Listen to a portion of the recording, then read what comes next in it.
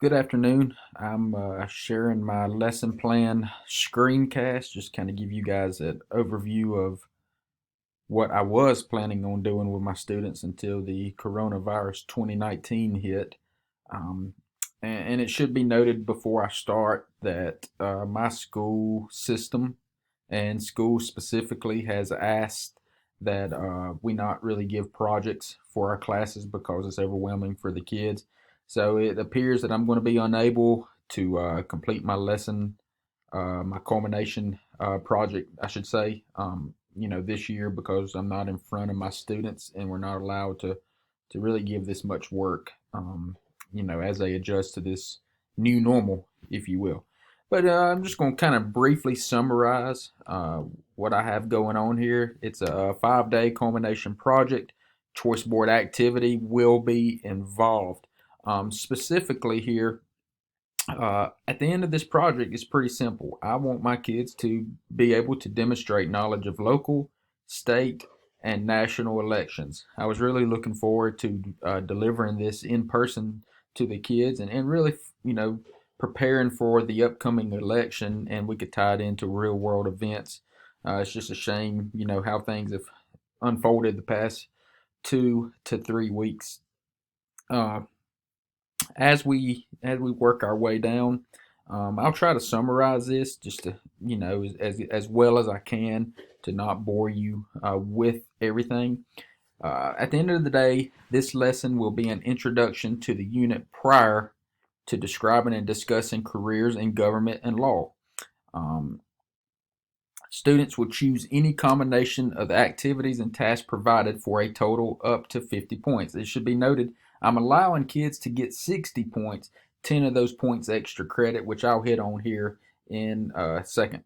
Each week's learning activities are scored out of 50 points. Students may earn up to 10 points extra credit, providing the opportunity for a student to earn 60 out of 50 points with those 10 extra credit points. Students can choose to work individually or in groups. Each student will be required to turn in their own work for a grade, so it helps accountability with each student. Uh, I'm encouraging them to use Canvas, which is a system we use in Hall County schools, Canva, Google Docs. See a lot of Nearpod. My students are well versed in Nearpod, so I expect to see a lot of Nearpod presentations. Plus, I present a lot using Nearpod as well. Uh, Using the internet, various search engines, students will research the two main political parties as well as how elections are structured via open primary, closed primary, blanket primary.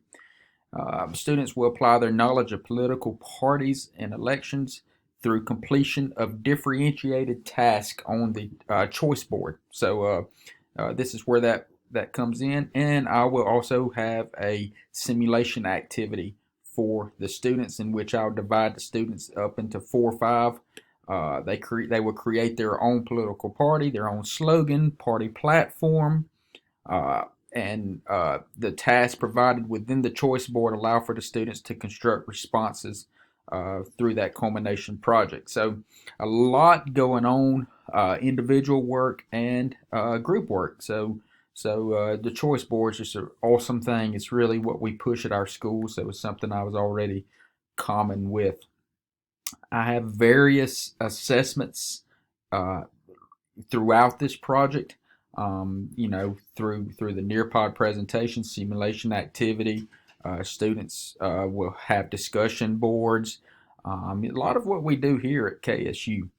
Um, as we move along, I just kind of want to breeze through it because I don't want to bore you too much. Choice board activity again will be individualized. However, students will be working in groups of 4 to 5 when they complete their political party's presidential campaign simulation activity.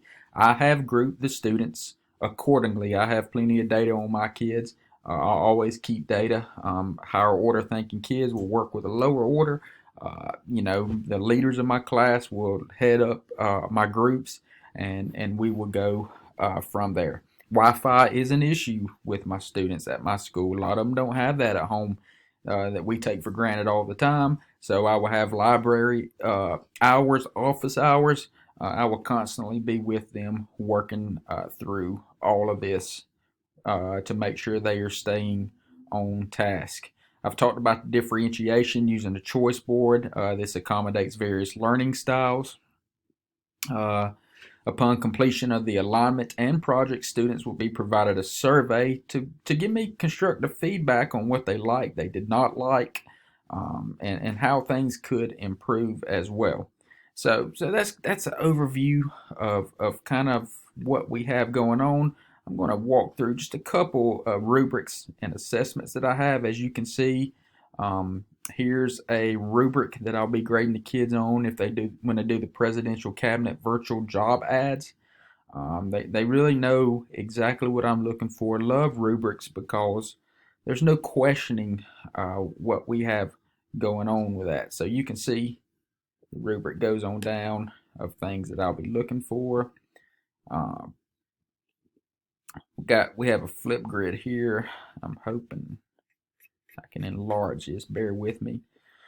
I said Flipgrid. I'm sorry, a flow chart. They can create a flow chart.